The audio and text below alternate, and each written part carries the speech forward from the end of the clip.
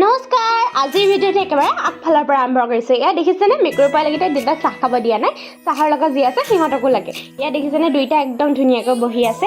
আৰু তাৰপিছতে মই আজি আঙুলি পিঠা বনালোঁ। ইমান পাৰফেক্ট নহয়, ইউটিউবত চাই পিনি বনাইছিলোঁ আৰু গুড় দি বনাইছোঁ কাৰণে এইটো ৰং হ'ল। আৰু তাৰপিছত আকৌ মই ভাত বনালোঁ, এয়া আলু ভাজিলোঁ, অমিতা দালি বনালোঁ আৰু তেনেকৈ বনালোঁ আৰু। কিন্তু মই দালি নাখাওঁ কাৰণে আজি দালি মই নল'লোঁ, শুকানকৈ ভাত খালোঁ। এয়া দেখিছেনে মই ভাতো উঠাই দিলোঁ এটা চাইডে দালি উঠাই দিলোঁ আৰু এয়া শুকান ভাত, কাৰণ মই শুকান খাই ভাল পাওঁ। তাৰপিছতে গা পা ধুই আৰু এয়া মই অকণমান আগফালে বহিলোঁ, কাৰণ ৰ'দ লোৱাটো স্বাস্থ্যৰ কাৰণে ভাল।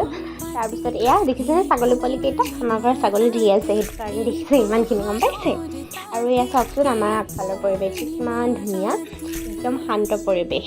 তাৰপিছতে মই অকণমান গ'লোঁ শুবলৈ আৰু শুই থাকোঁতে আহিলে আলহী মানে কোন আৰু আমাৰ বৰ্তাহঁত আহিলে আৰু তেওঁলোককো চাহ দিলোঁ। তাৰপিছতে আৰু বৰ্তাহঁত যাবলৈ পোৱাই নাই, আকৌ আহিলে আলহী।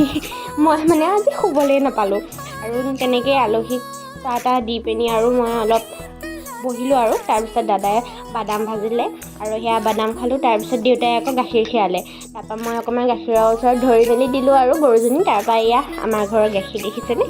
বাৰু আজিলৈ ভিডিঅ'টো ইমানেই আছিলে, বাই বাই।